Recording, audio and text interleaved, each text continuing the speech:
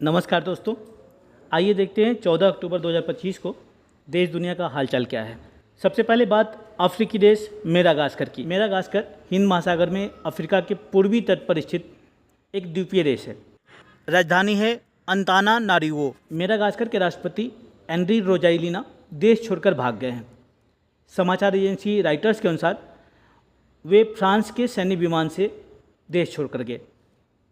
Madagascar के राष्ट्रपति Andriy रोजाइलिना का ये पलायन वहाँ जेएनजी आंदोलन के बाद हुआ। पानी और बिजली की कमी तथा महंगाई की शिकायत करते हुए हजारों जेएनजी आंदोलनकारी सड़कों पे थे और वे सरकार से त्यागपत्र की मांग कर रहे थे। 12 अक्टूबर 2025 को विद्रोहियों ने ये ऐलान किया कि उन्होंने सेना पर नियंत्रण हासिल कर लिया है। दरअसल सेना के एक गुट ने मेडागास्कर के इस जेएनजी आंदोलन को समर्थन दिया था और इसके बाद मेडागास्कर के राष्ट्रपति एंड्री रोजाइलिना देश छोड़कर चले गए।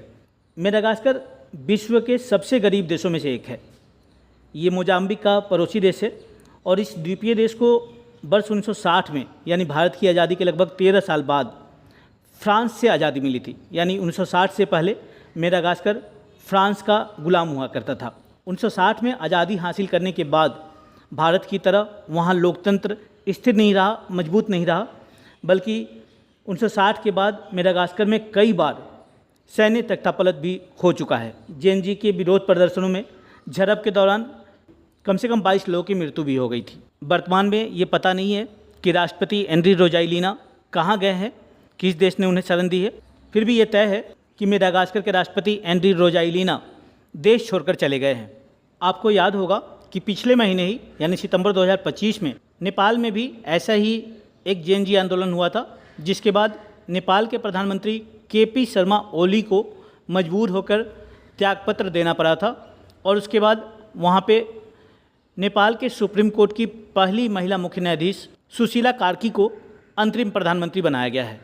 अब नेपाल में लोकतांत्रिक चुनाव की प्रक्रिया भी शुरू हो चुकी है। देखते हैं मेडागास्कर में आगे की प्रगति क्या होती है। आप जानते ही होंगे जेएनजी का शाब्दिक अर्थ। जेएनजी शब्द उन लोगों के लिए इस्तेमाल किया जाता है जिनका जन्म वर्ष 1997 से वर्ष 2012 के बीच में हुआ है। यानी 1997 से 2012 के बीच जन्मे युवा जेएनजी कहलाते हैं। जेएनजी यानी जनरेशन जी। 14 अक्टूबर 2025 को एक बड़ी खबर मिस्र के शर्म अल शेख शहर से आ रही है। अमेरिकी राष्ट्रपति डोनाल्ड ट्रंप की अगुवाई में इजराइल और फिलिस्तीन के संगठन हमास के बीच जारी शांति वार्ता में महत्वपूर्ण सकारात्मक प्रगति हुई है।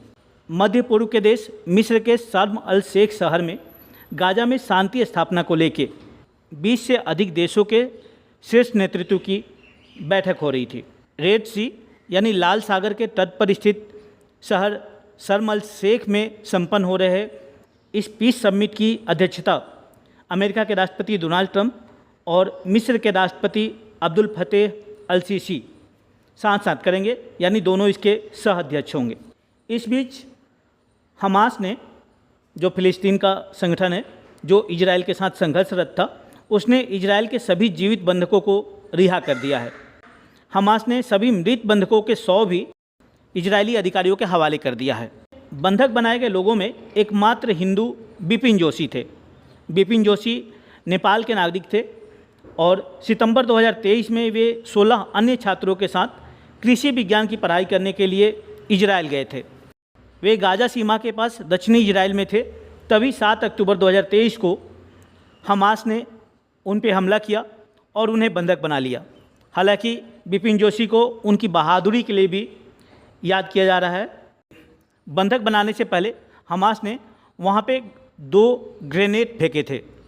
बिपिन जोशी ने अत्यंत बहादुरी दिखाते हुए एक ग्रेनेड को अपने साथियों से दूर उठा के फेंक दिया था, जिसकी वजह से उनके कई साथियों की जान बच गई थी। इसके बाद बिपिन जोशी को हमास ने बंधक बना लिया था। अब जब इजराइल और फिलिस्तीन के संगठन हमास के बीच शांति वार्ता अत्यंत सकारात्मक मोड़ पे है, सभी जीवित बंधकों को रिहा करने के साथ साथ मृत बंधकों के 100 भी इजरायली अधिकारियों को हमास ने सौंप दिया है। उन सौंपे गए 100 में बिपिन जोशी का 100 भी शामिल है। अन्य सभी के साथ बंधक बनाए गए एकमात्र हिंदू बिपिन जोशी का 100 भी इजराइल की राजधानी तेल अवीव लाया जा रहा है। इजराइल में नेपाली दूतावास ने इस बात की पुष्टि की है। 26 अक्टूबर को बिपिन जोशी का 25वां जन्मदिन था, लेकिन इससे पहले ही वे क्रूर युद्ध की बलि चढ़ चुके हैं। आपको याद होगा कि 7 अक्टूबर 2023 को फिलिस्तीन के संगठन हमास ने दक्षिणी इजराइल पर हमला किया था। लगभग 1200 से अधिक इजरायलियों को मौत के घाट उतार दिया था और 251 इजरायली नागरिकों को बंधक बना लिया था, जिसके बाद से इजराइल ने फिलिस्तीन पे बदले की कार्रवाई की थी, जिसमें अब तक लगभग 67,000 से अधिक लोग मारे गए हैं। साथ ही साथ गाजा पट्टी के लगभग 80% से अधिक घरों को नुकसान पहुंचा है। इधर मिस्र के शर्म अल शेख शहर में जाने से पहले, इस शिखर सम्मेलन में भाग लेने के लिए जाने से पहले अमेरिका के राष्ट्रपति डोनाल्ड ट्रंप इजराइल पहुंचे, जहां इजराइल ने उनका पुरजोर स्वागत किया। इजराइल के प्रधानमंत्री बेंजामिन नेतन्याहू ने डोनाल्ड ट्रंप की भूरी भूरी प्रशंसा की। डोनाल्ड ट्रंप ने इजराइल की संसद नेसेट को संबोधित भी किया। इजराइल की संसद को नेसेट कहा जाता है, जैसे कि रूस की संसद को द्यूमा, अमेरिकी संसद को कांग्रेस और ईरान की संसद को मजलिस कहा जाता है। उसी तरह इजराइल की संसद को नेसेट कहा जाता है। डोनाल्ड ट्रंप जब इजरायली संसद नेसेट को संबोधित कर रहे थे, उस समय विपक्षी दलों के कुछ सदस्यों ने ट्रंप के संबोधन का विरोध भी किया। उन्होंने फिलिस्तीन को आज़ाद करो के पर्चे दिखाए, साथ ही साथ नारेबाजी भी की, जिससे कुछ समय के लिए नेसेट में अफरा तफरी मच गई। हालांकि बहुत जल्दी ही उन विपक्षी सदस्यों को नेसेट से बाहर कर दिया गया और स्थिति नियंत्रण में आ गई। इजराइल के प्रधानमंत्री बेंजामिन नेतन्याहू ने डोनाल्ड ट्रंप की गाजा शांति वार्ता में महत्वपूर्ण भूमिका को देखते हुए उनकी प्रशंसा करने के साथ साथ उन्हें इजराइल के सर्वोच्च नागरिक सम्मान से सम्मानित किए जाने की भी घोषणा की। गौरतलब है कि मिस्र के शर्म अल शेख में चल रहे इस शिखर सम्मेलन में, इस पीस समिट में संयुक्त राष्ट्र महासचिव एंटोनियो गुतारेस, ब्रिटेन के प्रधानमंत्री कीर स्टारमर, इटली की प्रधानमंत्री जॉर्जिया मेलोनी, फ्रांस के राष्ट्रपति इमैनुअल मैक्रों इत्यादि सम्मिलित हुए। भारत के प्रधानमंत्री नरेंद्र मोदी इसमें शामिल नहीं हो रहे हैं। भारत की तरफ से विदेश राज्य मंत्री कीर्तिवर्धन सिंह राठौड़ ने इस बैठक में शिरकत की।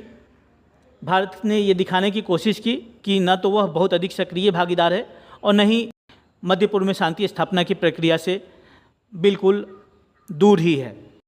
सबसे दिलचस्प बात यह कि इजराइल के प्रधानमंत्री बेंजामिन नेतन्याहू भी मिस्र के शर्म अल शेख शहर में चल रहे इस पीस समिट में शामिल नहीं हो रहे हैं।